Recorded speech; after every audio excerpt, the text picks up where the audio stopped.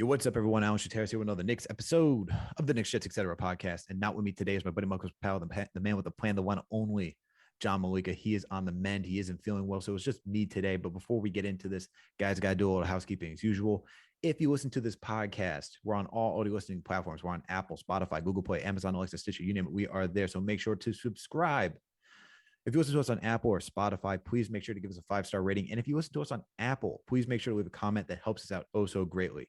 But guys, if you also read the Daily Knicks or the Jet Press through Fansided, you can find our podcast there as well because we're partnered with them. We're also on YouTube, so make sure to type in Knicks, Jets, etc. Period. Subscribe, hit that notification bell. That way you know when a new episode drops. And when you watch a video, hit the like button, leave a comment, interact with us. Let us know your takes. Add to the conversation. We want to hear. We'll talk to you guys. We love it. All right. We want to know what your thoughts are about both the teams or whatever we're talking about. While you're over there, we also got another podcast, Winning Picks Weekly, also sponsored through Fansided. John, video producer Greg go down the NFL slate usually. Sometimes they talk about NBA, whether it's on NBA TV, ESPN, ABC. No matter the game, no matter where it's broadcasted, they will gamble, they will bet, and they'll give you the takes. They're also doing March Madness. So make sure to check out some of those if you're still looking to get your bets in. And last and certainly not least, we're on all social media platforms. We're on Facebook, Twitter, Instagram, TikTok, you name it. We are there. All right, guys, let's get into this.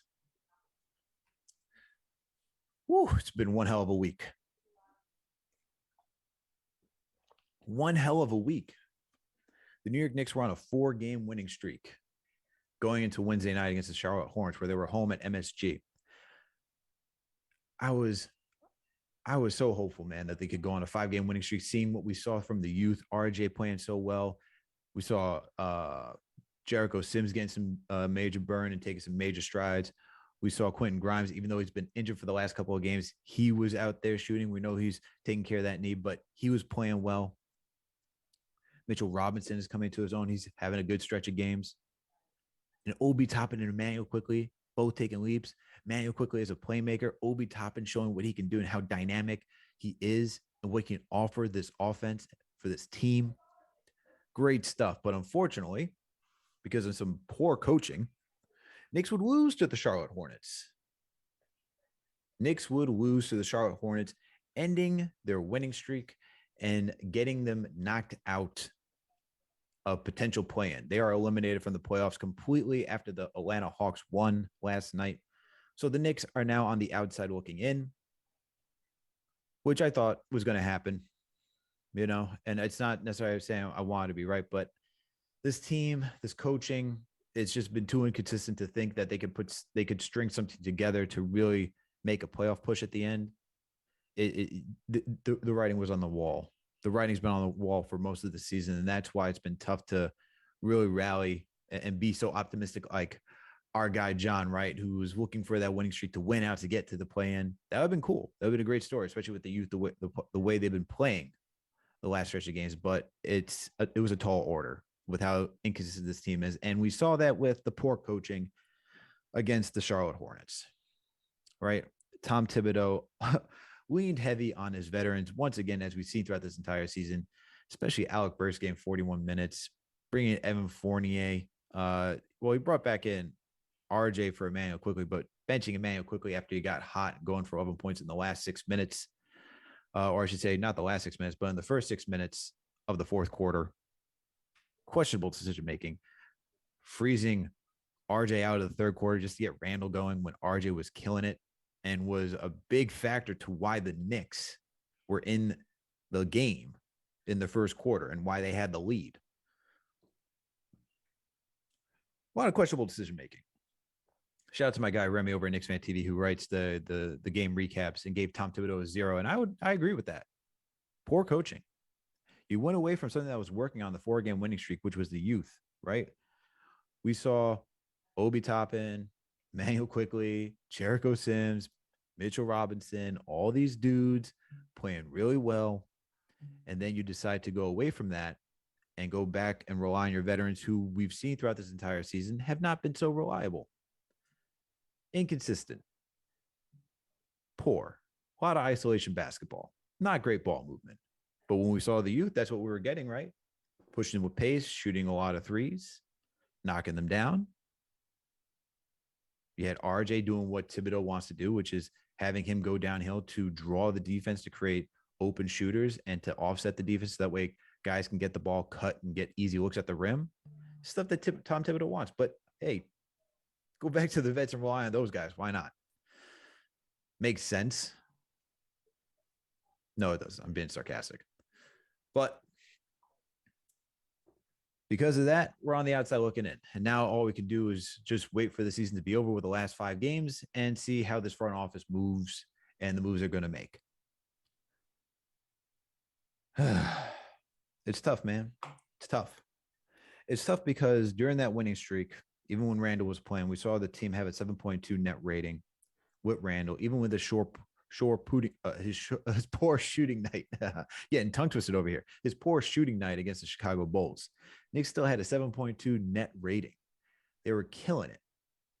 Killing it. And even without Randle, his kids had a 5.2 net rating, 102.9 offensive rating, 117.7 defensive rating. They weren't great defensively. They still gave up a lot of points, but they were still outscoring their opponents. Because why?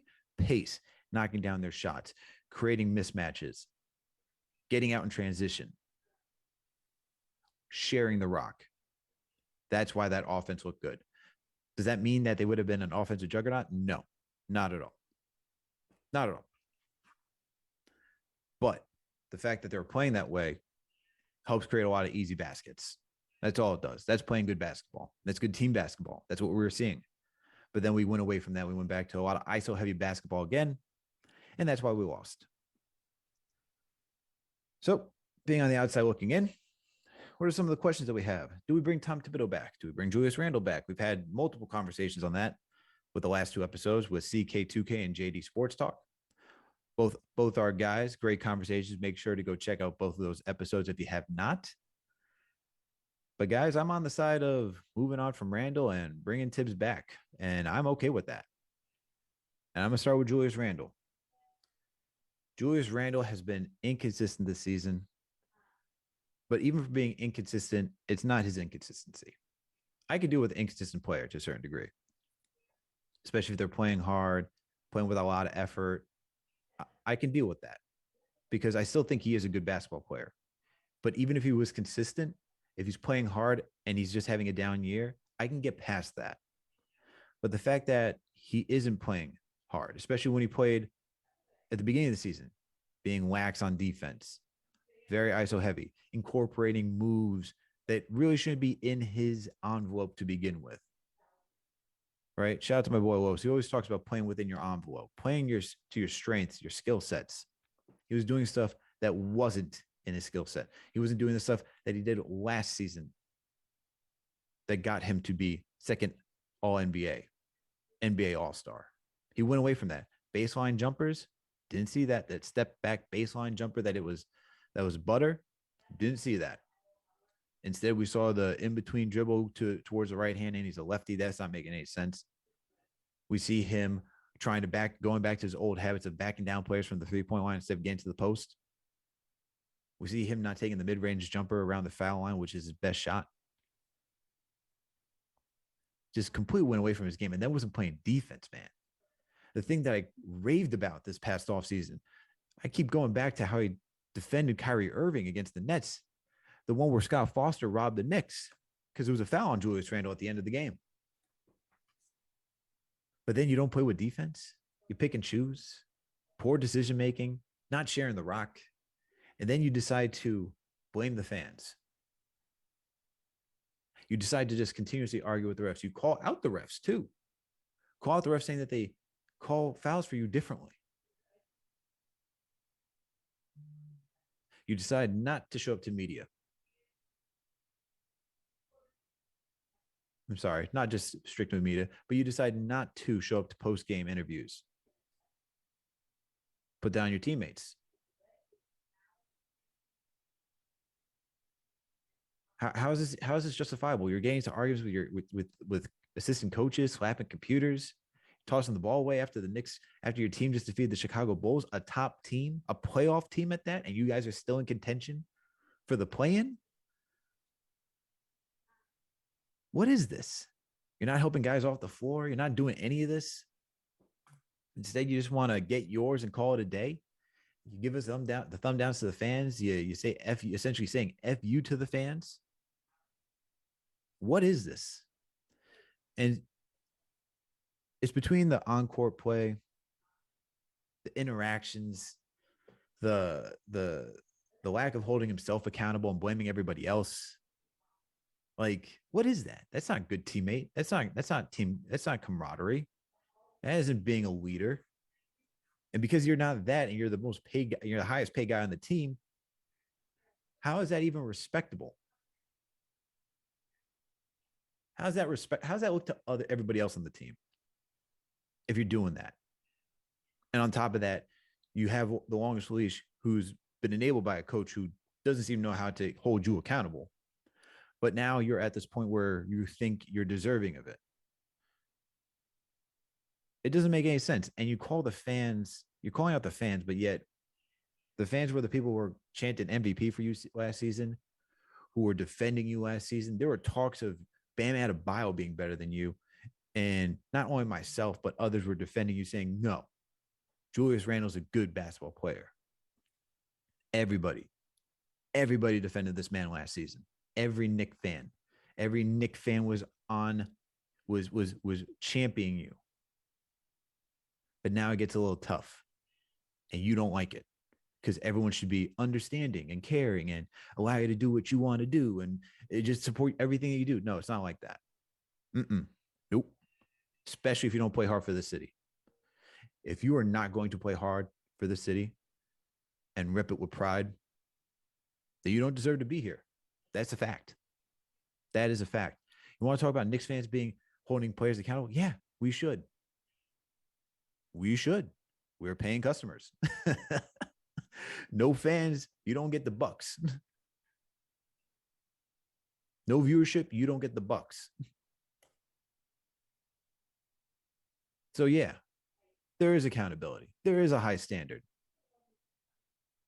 There is, especially for one of the most historic franchises in the NBA. All right. I don't want to hear it's just Knicks fans, Celtics fans, Lakers fans. They all do it. Bulls fans. They all have high standards for their team. Well, you think you're the first one? You will not be the first, and you're not going to be the last to get chastised by fans. Go talk to Jim Boylan, a head coach for the Chicago Bulls. Got chastised. Was called idiot on numerous platforms. We're not even calling you an idiot.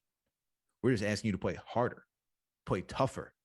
And you don't even want to do that. You think that's too critical. No one's even judging your mental like that. Sure, there's some fans that may be doing that. There's toxic fans in every fan base. But you're upset about the people who are criticizing and being critical of your game because we watch it. We see it on a night-to-night basis. We see you taking off plays. And you're upset at that? Please.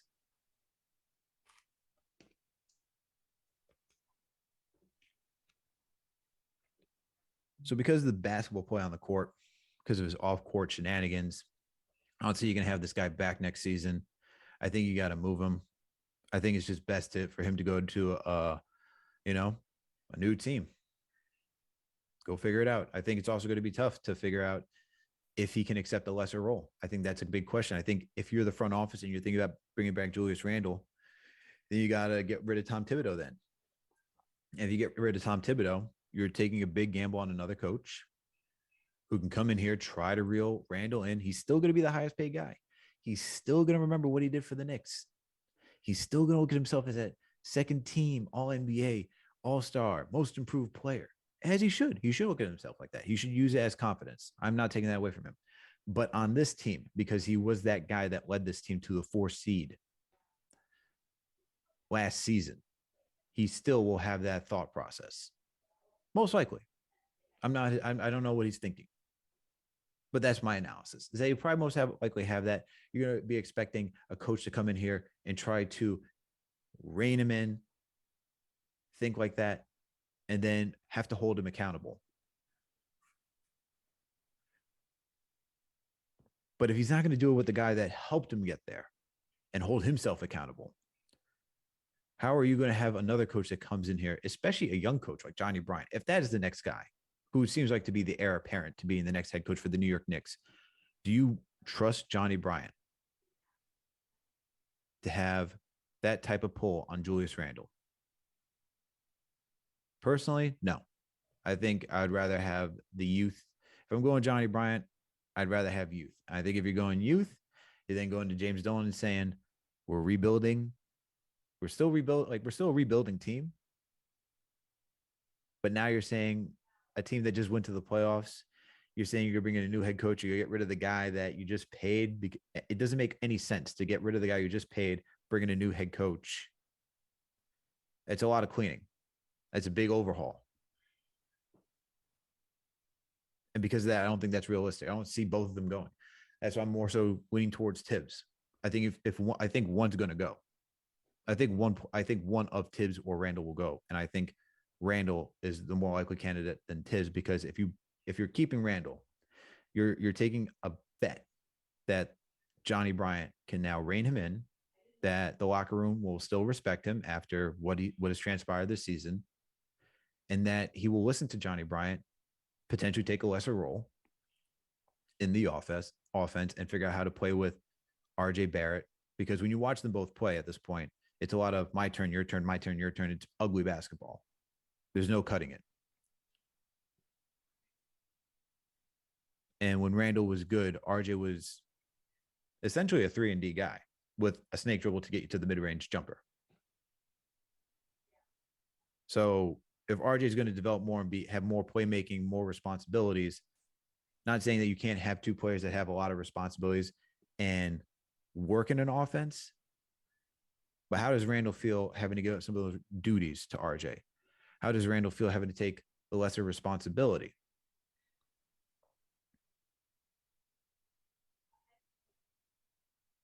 This is all gambles that you got to say. Now, here's the thing with why I would go with Tibbs. Without Randle, we saw the kids play the way Tom Thibodeau wants to play. We saw them play fast. We saw them shoot a lot of threes. We saw them play tough-nosed defense, share the rock. All the things Tom Thibodeau preached, the kids do without Randle. All right. He likes when RJ gets downhill and attacks relentlessly. RJ does that. Julius, which Tom Thibodeau's always touted, if RJ and Randle are getting downhill, it opens up for everybody else. And Randle's become more of a jump shooter than he is somebody that should be more utilizing the pick and roll or just drive downhill. And he hasn't really done it that much this season. He's under double digits. Last season was double digits drives. He was like 10 drives per game gained to the rack. I think he's about 8 right now. Last time I checked. RJ, on the other hand, he's in the doubles. He's back to 10, 11. So you see that. And I look at that, I'm like, all right, so you're playing the way your coach wants you to play. When you guys do play, you're pretty disciplined. You all hold yourself accountable. And sure, there's the aspect of players, especially young players who are playing for another contract. That's going to be a factor in there. The other factor you have to think of that, they're actually listening to the coach too. And they're playing the style that he wants to play, the brand of basketball that he wants to play. And they are doing that. And they are getting better as they do it.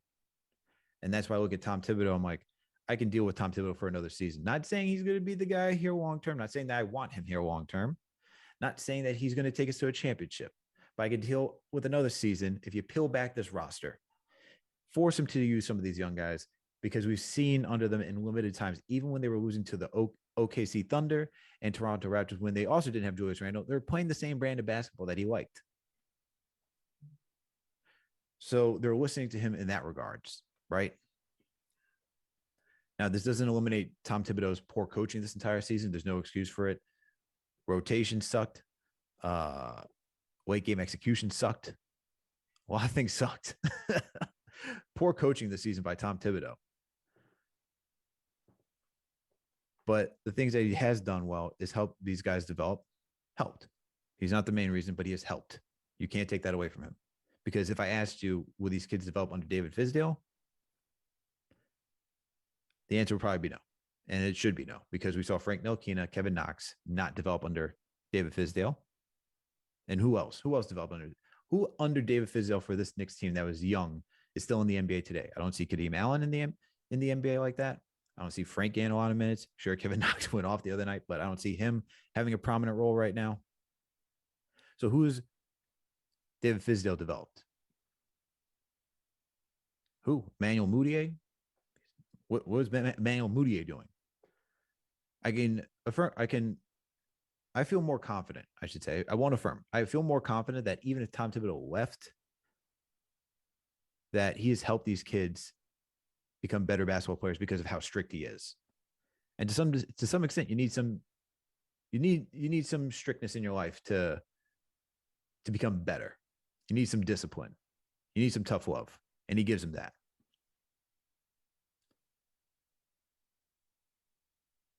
So that's another reason I keep Tom Thibodeau around.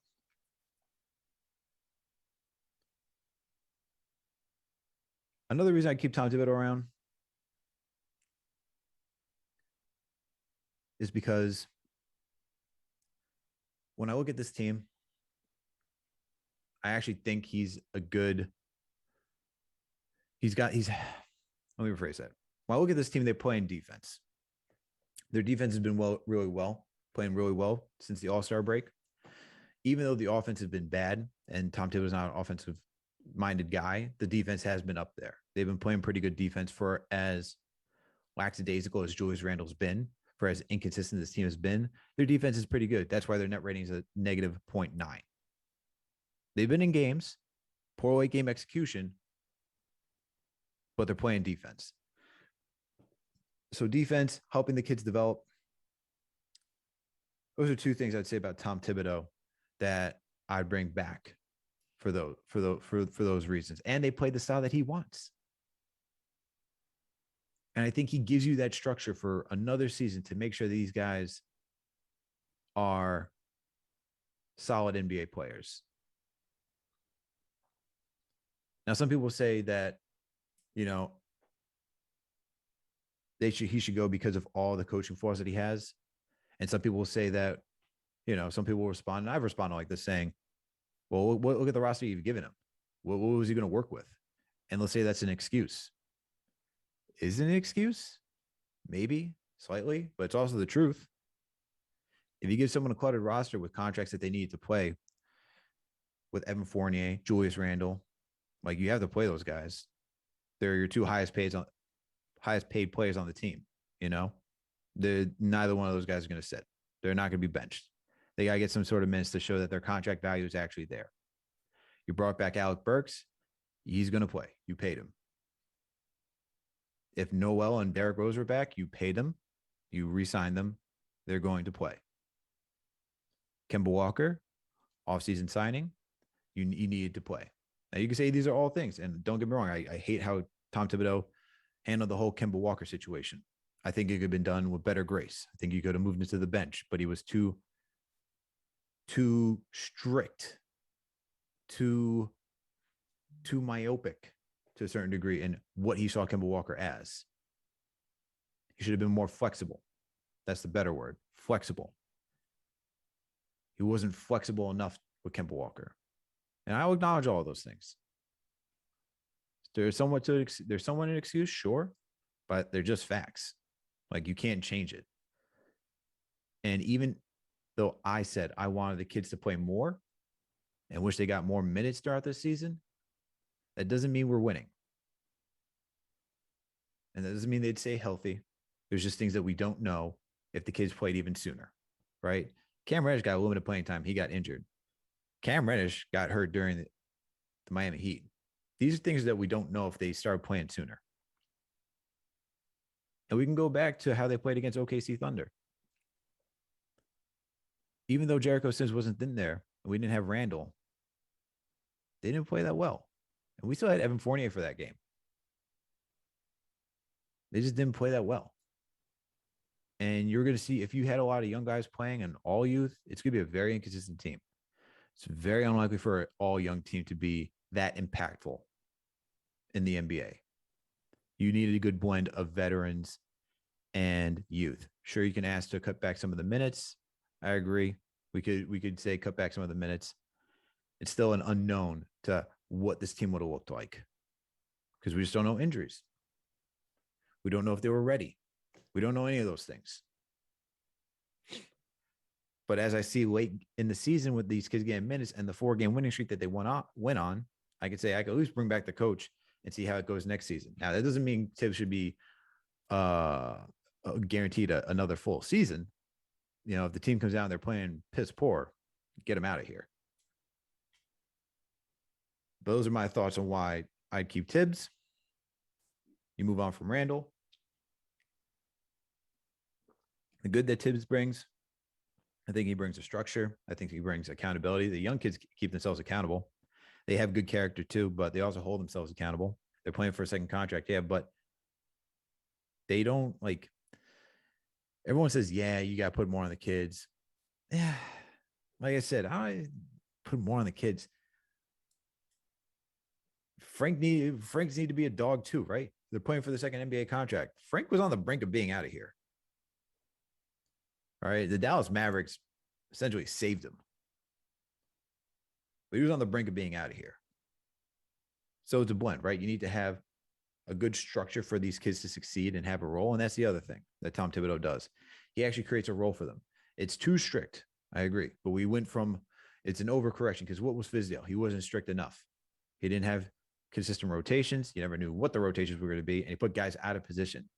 Mook at the 3, Kevin Knox at the 2, Julius Randle being a point forward when he shouldn't have been a point forward. Sure, we've seen him do it these past 2 seasons. It's not great, but at least last season he wasn't doing it necessarily as much when he had Elfrid Payton, because Elfrid Payton would just be the nominal point guard to bring up the ball and pass it to Randle. But you can say Tom Thibodeau actually creates a structure for these guys to succeed in. We see Quentin Grimes succeeding as a 3-and-D player. We see quickly succeeding as a guard off the bench, right?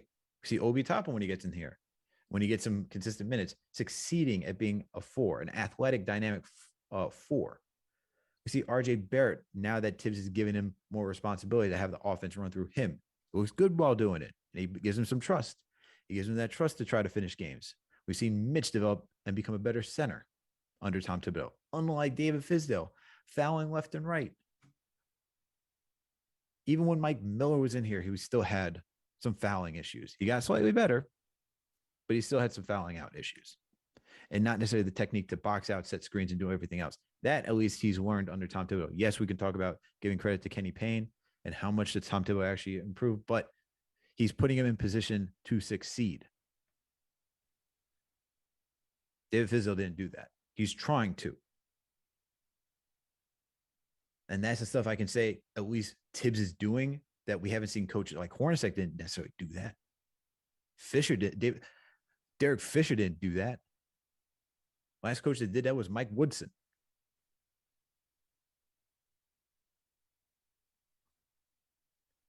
So those are just some of the reasons I keep Tom Thibodeau around. Well, guys, with this season, the last thing I want to say is, before I give you my takes on the upcoming remaining games, tweeted out that this has been a miserable season with some few bright spots. And some people were pushing back saying it's more disappointing than miserable. And I can get with that. Sure, I can get with that. But when I look back on the season, and I look at how everything transpired and the expectations I had being a playoff team, it's been a little disappointing because, or I could say why I think it's been miserable. Well, I'll accept disappointing too. Why I think it's been miserable is because we've seen stagnant offense for most of the season. A coach who's been unable to be flexible and allowing some of the youth and the trust of youth to play more. We've seen Julius Randle backlash with whether it's the refs, fans, other players in the league. We've seen Alec Burks get extended run. Derrick Rose hasn't played this entire season. The Kemba Walker signing didn't work well. Just going down the list of things that just are disappointing, man. Like, it's been miserable to watch all this unfold. We had Tom Thibodeau bench Kemba Walker. We had the whole league backlash saying why Kemba should be playing. It's just a lot of stuff, man. The season's been it's been topsy-turvy if you watch it. If you're watching all 82 games or damn near close to it, I think we could say that it's been a rough season to watch, and that some people are just happy that it's about to be over because it's really been that rough. We're getting some subliminals from Randle, from we have Randle's wife retweeting CP and getting into a debate with him on Twitter. We have Tom Thibodeau saying you got to watch film and attacking the fans. We got everybody just, it's a civil war right now in Knicks Nation. And that's why it's kind of been miserable. It hasn't been all feel good like last season. Yeah, everyone got an Alfred Payton and it can get annoying. But at least we could all rally that the team's good, right? The team's good and it's actually enjoyable to watch last season. People can rally around saying David Fizdale wasn't a good coach, and we knew that. This season is just so many different sides. It really feels like the Civil War, right? Whose side are you taking? It feels like the two that people are taking is either Randle, where people think we're just continuously kicking out superstars, which is comical. I don't know how many stars we've kicked out of here because we haven't been able to attract a star, and not because it's the fans. It's because front office hasn't been good. All right. Don't you remember when LeBron James came here? You haven't listened to Chuck D. Shattered. They talk about how that meeting went down. Wasn't too promising. Wasn't because of fans. Melo came here. We didn't kick Melo out. It was time for him to go because we gave him nothing. And how could he trust a front office after the Phil Jackson experience? And I think it was just best for them to separate. He re-signed with the Knicks when he probably shouldn't have gone to the Chicago Bulls at that point. And who was before that? David Lee got traded because we all thought, even though he was an all-star, we all thought he wasn't a superstar. He was an all-star. We got traded. We thought we were going to get LeBron James. We got Amari here. He had bad knees and a bad back. He couldn't play. Who have we kicked out? That's just a little side tangent, but this season's been rough, but guys. But the few bright spots I could say, we got some talent. We got some talent on this team. Unlike the dire years where we've had no talent of like Alexi Shved, Will Munson, Ramon Sessions, all those guys, having Jarrett Jack run point, the whole Kevin Knox, Frank Ntilikina experience. There's actually some NBA talent on this team where there's actually some promise here where you look at Quentin Grimes, Deuce McBride, Jericho Sims, Mitchell Robinson, Obi Toppin, Emmanuel Quickly, RJ Barrett. And you could say, oh, there's some talent on this team. Even Cam Reddish.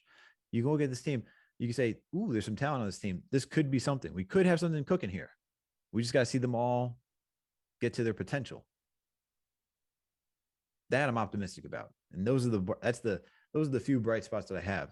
You could say it's not a few, but the only reason I say it's a few is because we didn't get to see him play that much. So that's why it's a few bright spots. But it's been a tough season, guys. Hopefully these last 5 games we get to see the youth play and get to see them play well and end it on a high note in that way to say, oh, well, at least we know we could have for next season if this front office is able to trade some guys, pull back all the veterans, and let the youth play. But the last thing we'll go get into, guys, is the upcoming schedule. And the Knicks' first game we have this week is the Cleveland Cavaliers on Saturday. I don't know how I feel about that game. Not really too high on it because the Cavs are still fighting for to be in the playoffs. The remaining of the playoffs has not been solidified, so not too sure. Cleveland's been a good team this season, and I think they're going to come with their A game because they want to make sure that they get a playoff spot. They're right now right behind Toronto, and they need to. They're 2.5 games behind Toronto, so they would have to win out, and I think they're going to try to make sure to get that 6th seed. So I'm not really too high on the Knicks winning this next game, even though I'd like to see it and be some. I hope they're just like a wrecking crew, man. They just ruin it for other teams and make it tougher for everybody else. That's the only way I could look at it because draft seeing at this point doesn't even really matter. According to Tankathon, we are, we're 12th right now in draft prospects, so we're going to be drafting 12, which is you really need some work to get high, but to get higher in the draft in the lottery. But at this point, losing out these rest of these games isn't really going to move the needle that much. So the remaining games that we got Cleveland this weekend. Not too high on that one. We're gonna have Orlando on Sunday. That's a winnable game. I actually think the Knicks can win that one. They'll be down in Orlando. We'll see what happens. And then when John gets back, we'll talk about the remaining schedule, which is the Brooklyn Nets, Washington Wizards, and the Toronto Raptors. But for those next two games, guys, I think the Knicks are going to be 1-1, losing to Cleveland, being the Orlando Magic. And yeah. So thanks, guys. Thanks for listening to my solo rant for today. Thank you for tuning in. You know what to do. Make sure to subscribe to this podcast. We're on all audio listening platforms. We're on Apple, Spotify, Google Play, Amazon, Alexa, Stitcher, you name it. We are there. If you listen to us on Apple and Spotify, please make sure to give us a 5-star rating. And if you listen to us on Apple, please make sure to leave a comment that just helps oh so greatly. We're also on YouTube. So make sure to type in Knicks, Jets, etc. period. No one writes out, etc. That's just wild. Subscribe to the channel. Hit that notification bell. That way you know when a new episode drops. And leave a comment, guys. Interact with us. Let us know what you think. Add to the conversation. We love to hear. We love to interact with you guys. We're trying to build a community here, and we're very appreciative that you even tune in and listen to us. It's amazing that you guys want to listen to our thoughts and hear our takes on sports, and it's just awesome, guys. So we're really appreciative for all our listeners out there. And while you're over at YouTube, we got another podcast, which is also sponsored by Fansite. You can go do a search for them as well. They're on all audio listening platforms too. It's Winning Picks Weekly. John, video producer Greg, go down the NFL slate usually when it's in action. They also give you some NBA betting, college basketball, whatever you can gamble on. These guys will give you their takes, so make sure to go check them out. And last and certainly not least, please make sure to follow us on all social media platforms. We're on Facebook, Twitter, Instagram, TikTok, you name it. We are there. Thank you, everyone, for tuning for another Knicks episode of the Knicks, Jets, etc. podcast. We out.